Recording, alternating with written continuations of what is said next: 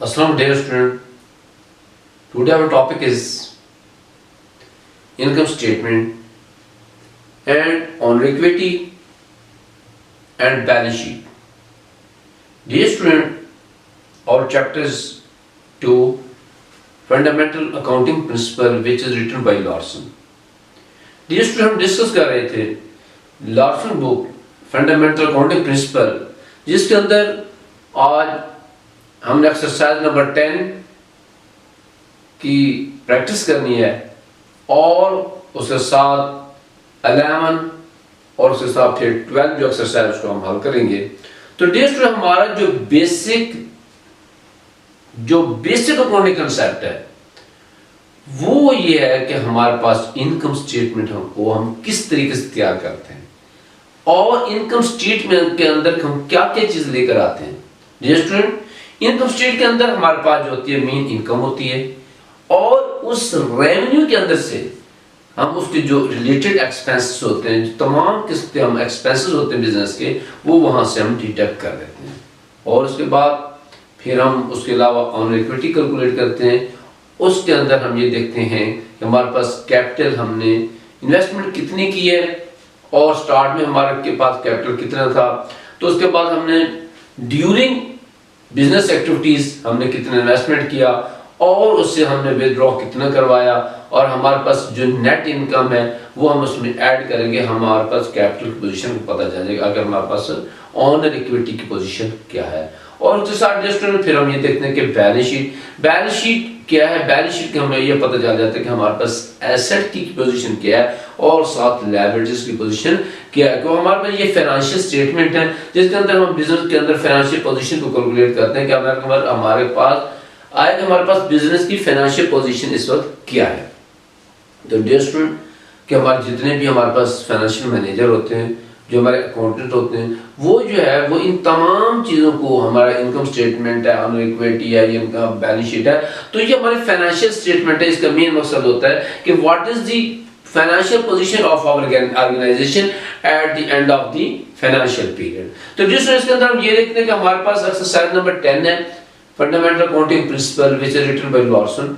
तो जिस उस बुक के ये एक ऐसी बुक है जो हमारे बेसिक स्टूडेंट है उनके तमाम कंसेप्ट बेसिक कंसेप्ट के बेसिक कंसेप्ट को क्लियर करती है। तो जिस इसके अंदर हम ये देखते हैं कि हमारे पास एक्सरसाइज है कि 10 एक्सरसाइज नंबर 10 और चैप्टर नंबर 2 है। तो इसके अंदर हम ये देखते हैं कि हमारे पास एक हम एक्सरसाइज को देखते हैं कि इसके अंदर हमारे पास क्या है कि इनकम स्टेटमेंट क्या है, ऑनर इक्विटी क्या है, बैलेंस शीट क्या है। तो जिस इसके अंदर हम ये देखते हैं कि कैश हमारे पास है कि 8360 रुपीज और इसके साथ इसका जो लिंक है हमारा वो बैलेंस शीट के साथ है, एसेट है हमारा, और उसके साथ हमारे पास अकाउंट रिसीवेबल है, उसके साथ इसका लिंक भी हमारे पास एसेट और बैलेंस शीट के साथ है। और उसके बाद हमारे पास ऑफिस सप्लाईज जो है ये हमारे पास एसेट है और उसके साथ इसका लिंक भी बैलेंस शीट के साथ है। और उसके बाद हमारे पास पेटेंट्स है, ये भी हमारा इसका ताल्लुक बैलेंस शीट के साथ है और उसके साथ ऑफिस इक्विपमेंट है और उसका लिंक भी हमारा बैलेंस शीट के साथ है जो कि हम एसेट साइड पे इसको एंटर करते हैं। तो डियर स्टूडेंट, इसके साथ हम ये देखने हैं हमारे पास अकाउंट्स पेबल है, ये लायबिलिटीज हमारी है और उसका लिंक जो हमारे बैलेंस शीट की क्रेडिट साइड पे होता है, लायबिलिटी साइड पे होता है। और उसके साथ फिर हम ये देखते हैं कि हमारे पास कैपिटल है, तो कैपिटल हमारा ऑनर इक्विटी के अंदर हम इसको कैलकुलेट करते हैं और हमारे बैलेंस शीट के अंदर हम क्रेडिट साइड पे इसको इंटर करते हैं। और इस तरीके से हम ये देखते हैं कि हमारे पास विथड्रॉ ड्राइंग की अमाउंट है जो हमारा जो बिजनेसमैन होता है, जो इन्वेस्टर होता है, जब वो अपने पर्सनल यूज के लिए बिजनेस से अमाउंट विथड्रॉ करवाता है तो विथड्रॉ अमाउंट जो है वो हम कैपिटल में से हम उसको डिडक्ट कर देते हैं, मनफी कर देते हैं। और इसके साथ हम ये देखें कंसल्टिंग फीस अर्न है, तो ये हमारे पास क्या है, ये रेवेन्यू है, हमारी इनकम है। ये हमारे पास कंसल्टिंग फीस अर्न है, ये हमारे पास रेवेन्यू हमारी इनकम है। और उसके साथ हम ये देखते हैं कि हमारे पास रेंट एक्सपेंसेस है, जो रेवेन्यू होता है उसके अंदर फिर हम क्या करते हैं, जितने हमारे पास एक्सपेंसेस हैं वो रेवेन्यू में से हम उसको डिडक्ट कर देते हैं, मनफी कर देते हैं, क्योंकि हमें सही टाइम पे उसकी हमारे कैलकुलेशन के अंदर हम उसको नेट प्रॉफिट को हम इस तरीके से कैलकुलेट कर सकते हैं। तो हमारे पास कंसल्टिंग रेवेन्यू फीस है, हमारे पास फी अर्न 17,000 है और इसके साथ हम ये देखते हैं कि रेंट एक्सपेंसेस 4550 रुपीज है, और इसके साथ हम सैलरी एक्सपेंस जो है हमारे पास 8000 है, और इसके साथ टेलीफोन एक्सपेंसेस हैं 506 रुपीज है, और इसके साथ हम ये देखते हैं कि मिसलेनियस एक्सपेंस जो है वो 280 रुपीज है। तो दोस्तों इसके अंदर हम ये हमारे पास मुख्तलिफ किस्म के आइटम हैं। इसके अंदर हम ये देखेंगे कि इसमें से काफी ऐसे आइटम है जो हमारे बैलेंस शीट से रिलेटेड है, और कुछ ऐसे आइटम है हमारे जो है ऑनर इक्विटी के रिलेटेड है, और काफी सारे ऐसे हमारे पास ये आइटम है जो हमारे पास इनकम स्टेटमेंट से रिलेटेड है। तो दोस्तों इस इन तमाम जो हमारे पास ये ट्रांजैक्शन दी गई हैं, जो हमारे पास एक स्टेटमेंट दी गई है, तो इसके अंदर हम ये देखते हैं कि हम इनकम के अंदर हम कौन कौन सी चीजें हैं, ताकि हमें नेट इनकम हम इजीली इसको कंट्रोल कर सकें। तो दोस्तों इसके अंदर हम ये देखते हैं कि हमारे पास जो फी हमारे पास फी जो मीन है, कंसल्टिंग फी जो है वो हमारे पास इनकम का मेन सोर्सेज है। तो उसके अंदर हम फिर क्या काम करते हैं, उससे हम क्या काम करते हैं, उसके एक्सपेंस को डिडक्ट कर देते हैं, जो हमारे रिलेटेड एक्सपेंस हैं वो वहां से हम डिडक्ट करते हैं, ताकि हमें वहां से इनकम हम फाइंड आउट कर सकें, इनकम मालूम कर सकते हैं। तो जैसे इसके अंदर हम ये देखते हैं कि हमारे पास टेक टुडे कंपनी का नाम है, टेक टुडे कंपनी का नाम है, और इसके अंदर हम क्या काम करते हैं, हम इनकम स्टेटमेंट कैलकुलेट करते हैं। तो इनकम स्टेटमेंट कैलकुलेट करते हैं वो कौन से, अक्टूबर 31 की, फॉर द मंथ एंडेड अक्टूबर 31 जो है इसकी हम क्या काम करते हैं, इनकम स्टेटमेंट कैलकुलेट करते हैं। जैसे सबसे पहले हम इनकम लेते हैं कि हमारे पास इनकम कितनी है। तो इसके अंदर हम इनकम लेते हैं और उसके अंदर हम जितने भी एक्सपेंस हो वहां से एक्सपेंस को डिडक्ट कर देंगे, ताकि हमारे पास इनकम की पोजीशन क्लियर हो जाए कि हमारी ऑर्गेनाइजेशन फॉर्म की हमारे पास जो है नेट इनकम क्या है। तो इसके अंदर हम ये देखते हैं कि हमारे पास रेवेन्यू जो है कंसल्टिंग फी और जो है वो 17,000 है। तो हम ये देखिए सबसे पहले हम अपने रेवेन्यू को लिखेंगे कि कंसल्टिंग फी और जो है वो 17,000 है। तो डियर स्टूडेंट इसके बाद हमारे पास रेवेन्यू है, कंसल्टिंग फी और 17,000 है, और इसमें से हम all types of expenses which is occur during the business activities, तो उनको फिर क्या काम करेंगे, वहां से रेवेन्यू से हम डिडक्ट कर देंगे, ताकि हमारे पास नेट इनकम हम कैलकुलेट कर सकें। तो डियर इसके अंदर हम ये देखते हैं कि हमारे पास कौन कौन से एक्सपेंसेस हैं। हमारे पास ये देखें कि हमारे पास सैलरीज एक्सपेंसेस हैं 8,000, तो हमारे पास सैलरी एक्सपेंसेस 8,000 आ जाता है, और उसके साथ हम ये देखते हैं कि स्टूडेंट कि हमारे पास क्या है आगे कि हमारे पास रेंट एक्सपेंसेस 4,550 रुपीज, ये हमारे पास रेंट एक्सपेंसेस है 4,550 रुपीज जो है वो हमारे पास रेंट एक्सपेंस है। और उसके बाद हमारे पास है टेलीफोन एक्सपेंसेस, हमारे पास टेलीफोन एक्सपेंस 560 रुपीज हम ये ले लेंगे।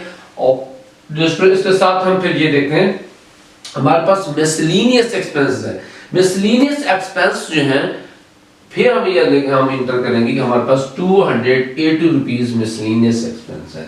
तो डियर स्टूडेंट्स के साथ हमारे ये करते हैं कि हमारे पास टोटल एक्सपेंस की अमाउंट कितनी है, फिर उसको हम ऐड करेंगे तमाम एक्सपेंस को, और उसमें से हमारे पास जो कंसल्टिंग फी अर्न है उसमें से हम इन टोटल एक्सपेंस को मनफी कर देंगे, ताकि हमारे पास हम अपनी इनकम को कैलकुलेट कर सकें। तो डियर स्टूडेंट्स के अंदर हम ये देखते हैं कि हमारे पास कंसल्टिंग फी अर्न जो है वो 17,000 है, और हमारे पास जो एक्सपेंस है ये सैलरी एक्सपेंसेस है, रेंट एक्सपेंसेस है, टेलीफोन एक्सपेंसेस है, और मिसलेनियस एक्सपेंस जो हैं फिर हम क्या करेंगे, इन तमाम एक्सपेंस को हम जमा करते हैं। 13,390 रुपीज जो है वो हमारे पास टोटल एक्सपेंस आ जाते हैं। तो फिर हम क्या काम करते हैं, हमारे पास रेवेन्यू जो है वो 17,000 है।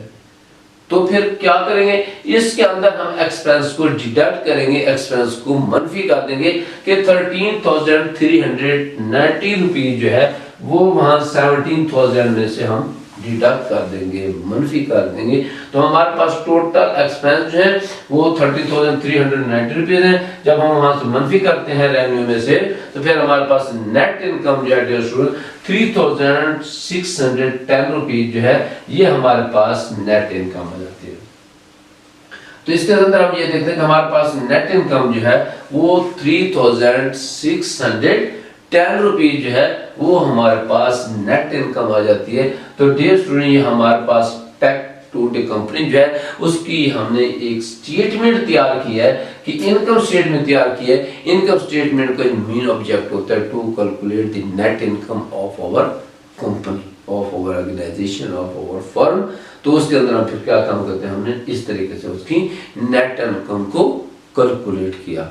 तो डियर स्टूडेंट, हमारे पास नेट इनकम लाजमी बात है, जितनी भी इनकम होती है, और उसके अंदर हमारे पास बिजनेस एक्टिविटीज के अंदर मुख्तलिफ किस्म के अखराजात होते रहते हैं। हम एम्प्लॉय की सैलरी पे करते हैं, रेंट बिल्डिंग का पे करते हैं, जो अदर एक्सपेंस वो पे करते हैं, फिर टेलीफोन एक्सपेंस पे करते हैं। तो मुख्तलिफ किस्म के अखराजात होते हैं जो कि हमारे पास जो रेवेन्यू होते हैं वहाँ से डिडक्ट कर देते हैं, ताकि हमें उसका पता चल जाए कि हमारे पास नेट इनकम कितनी है। तो डियर ये हमारे पास टॉपिक था नेट इनकम कैलकुलेट करनी। मुझे उम्मीद है कि आपको समझ आ गया होगा। क्यों हो गया? क्योंकि ये एक सिंपल, एक छोटी सी स्टेटमेंट है। मेन मकसद है कि हमारे लर्नर स्टूडेंट को ये हमने बताना होता है कि हम इनकम स्टेटमेंट किस तरीके से कैलकुलेट करते हैं, ताकि बुक में से हम रिलेटेड जो है एक्सरसाइज लेकर आते हैं, ताकि स्टूडेंट जो है बुक में से इससे आसानी से चेक करके, आसानी से देकर हमारे लेक्चर को समझ सके, अपने कंसेप्ट को क्लियर कर सके। तो डियर स्टूडेंट, ये हमारा छोटा सा टॉपिक था। मुझे उम्मीद है कि आपको समझ आ गई, और इसके बाद फिर हम देखते हैं कि ऑनर एक्टिविटीज क्या है, और हमारे पास फिर हम देखेंगे कि बैलेंस शीट क्या है। तो डियर स्टूडेंट, इस वक्त के लिए मैं आपसे इजाज़त चाहूँगा। अल्लाह हाफिज़।